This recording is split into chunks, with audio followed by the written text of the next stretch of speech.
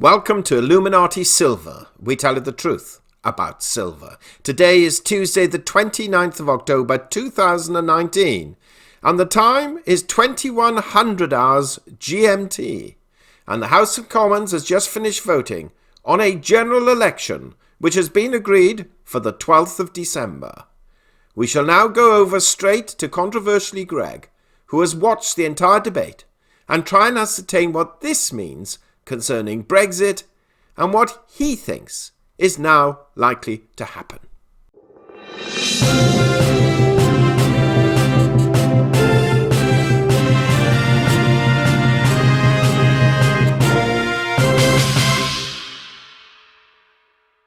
Greg, good evening. Good evening, Richard. It's been a fascinating afternoon and evening for some, perhaps not so for others. But we have at last got a result. A large majority in the House of Commons have voted for a general election. My question to you is, why did Boris Johnson want an election in the first place? Why does he think he can win it? And why did Corbyn agree to have an election? And why does he think he can win it? And what effect, if Johnson wins or if Corbyn wins, will that have on Brexit? Boris Johnson didn't want an election.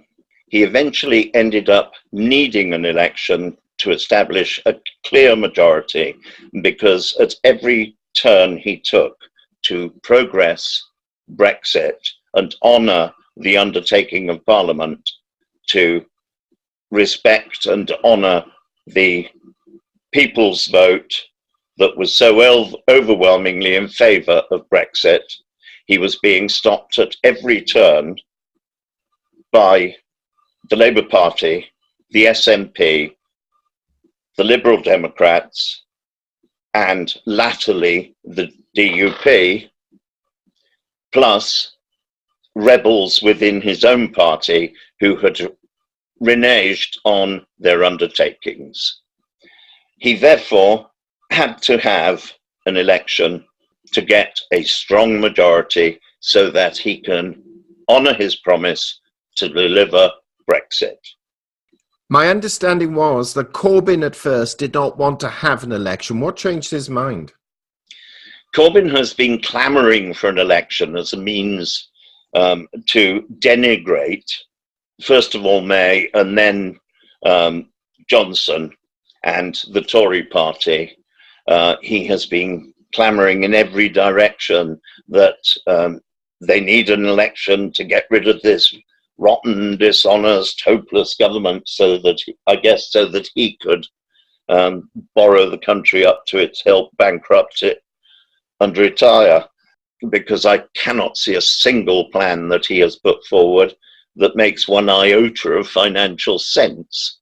He himself, I believe, is opposed to membership of the European Union.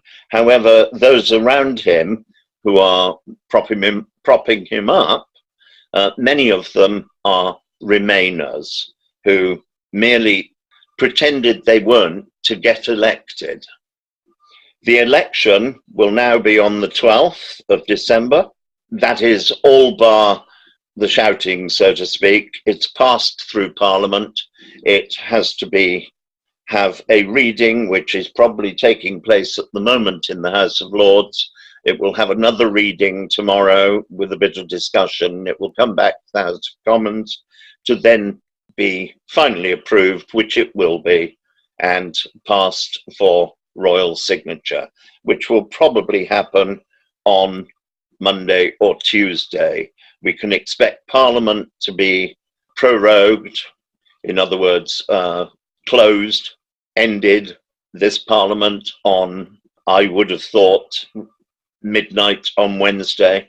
They'll use Monday and Tuesday and possibly some of tomorrow and Friday to do some what in parliamentary terms is called washing up, important bills that just need tidying up to be finished off and delivered before standing down on Wednesday night to go back to their constituencies to campaign. Corbyn has had his bluff called, and there is every reason to believe that Boris Johnson will get the majority he's looking for. He would then return to Parliament probably about the 20th of December, and there is every possibility that Brexit would then be finalised at some stage during January. If he doesn't, God knows what's going to happen. We live in suspension forevermore. There has been an extension, hasn't there, granted by the EU to the 31st of January. Unfortunately, yes. Yes, but as you say, if he fails to get another bill through, and this is the key question now. There are some issues, and this will appeal more to those living in Britain because they know the personalities concerned more so. But you have the Brexit Party, which is a new party under Nigel Farage, who claims to want to get out of the EU and to ensure that Britain has the best deal possible. You have the Tories, who support now the same. If the two go head-to-head against each other, there is every chance that the vote will be split, which could then let Corbyn in through the back door. And especially if the Liberal Democrats form some form of alliance, either with Corbyn or with the Scottish National Party, or all three of them work together. Now, if that happens, and let's look at that as an option, if that happens and Corbyn becomes the next Prime Minister, what's going to happen to Brexit? Brexit will fall. Immediately, Corbyn is in power. His puppet masters will insist that they halt the Article 50 bill and withdraw the concept of Brexit. He will then negotiate a new deal. And whatever his new deal is, I think it will be farcical. It'll involve Britain leaving the European Union, but staying in the customs union and in the single market, which all that will mean is that we will stay on the same terms, plus any others that the European Union wish to heap on our head. We'll have no place at the table. We'll merely get a massive bill and have to jump through their hoops endlessly. It's just not a possibility. So you believe he'll actually still go ahead with technically withdrawing from the EU and not just completely discard it and say the British people have now spoken. They wanted a party in that doesn't want Brexit and therefore use that as the excuse to completely discard it, Brexit altogether. No, it's already been stated that they will negotiate a better deal. Right. And I don't believe they will. Yeah. However, they will try and pass it off dishonestly as a better deal. And they will then, having campaigned for that, yes, they intend to have a second people's vote. Having failed to deliver on the first people's vote, we're expected to think that they'll honour the second people's vote, which seems a singularly stupid way of going about it and utterly dishonest in foundation thereafter. And they will organise, but it's already been stated that in the second people's vote, having negotiated a deal, they will then actively campaign to remain in the European Union. Well, this is lunacy. They're going to negotiate a deal to leave that they can actively campaign against. Yeah, exactly. You couldn't make it up. Greg, fascinating. Go on. I know you're not a gambling man. Is Johnson going to win the election? I think we're all gambling with our lives. Mm-hmm. Yes. Mm-hmm. And do you think it could be large enough for him to get his Brexit proposal through? I know it's early days and there's a long time between now and the actual election, but do you think the British people will support him? I hope to God they do, for their own sake. I'm 73. I don't really mind. However, I am old enough to remember in much detail what Britain was like before we were in the European Union, when we were a free country, where our friends from around the Commonwealth, we had our own, if you like, common market. We imported lamb from New Zealand, which was good for the New Zealand economy. We imported lamb and beef from Australia, which was very good for them. We had huge international merchant fleets transferring goods around the world. We were not well off as a country, largely because we were probably the only country, in fact, I think we were the only country that honoured its war debts for the Second World War. We paid. Everyone else got theirs written off. And we also paid to set a number of other countries back on their feet.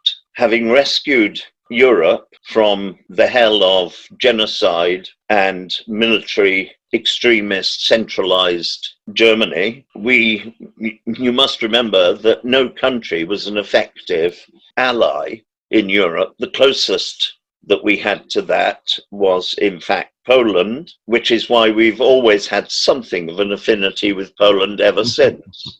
But we're in the position where there really hasn't been a benefit of being in the European Union that we couldn't have achieved for ourselves without having to pay to put in a Warsaw Underground, pay for the airports at the Greek Olympics, and pay billions a year into the European Union, who then pretended to give us back some of it. But every penny piece they gave back, we had to have matched funding, and it was used for a project that suited Europe, not Britain. Out the better.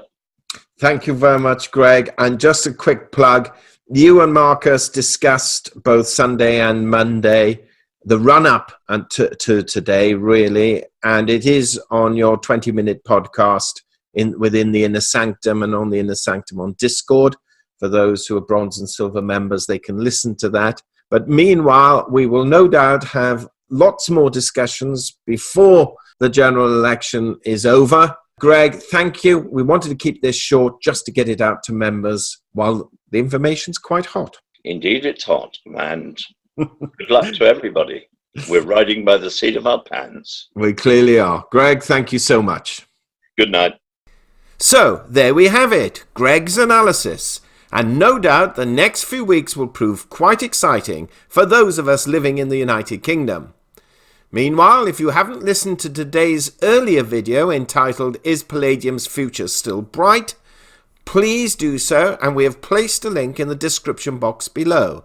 And remind you that tomorrow the FOMC is making its interest rate announcement, and perhaps more importantly will be Jerome Powell's press conference after it. Meanwhile, gold is currently standing at $1,488 and silver at $17.81. And in sterling terms, it's £1,157 an ounce for gold and £13.85 for silver.